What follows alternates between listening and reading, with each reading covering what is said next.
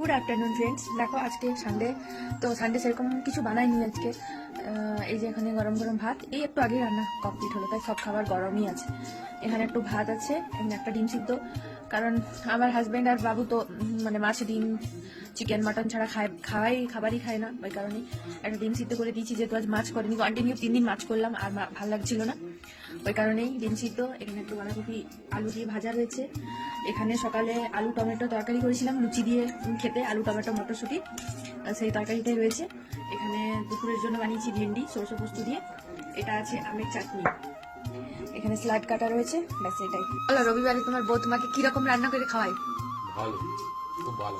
সকালে কি খেয়েছো জলখাবারে? লুচি, এই আলু মটরশুঁটি সবজি, হ্যাঁ মিষ্টি। আচ্ছা, তা এখন খেয়ে বলো, ভেন্ডিটা খেয়ে বলো কেমন হয়েছে। ভেন্ডি খেয়ে তুমি তো ভেন্ডির তরকারি পছন্দ করো না, তাও আমি বানিয়েছি যে খাও।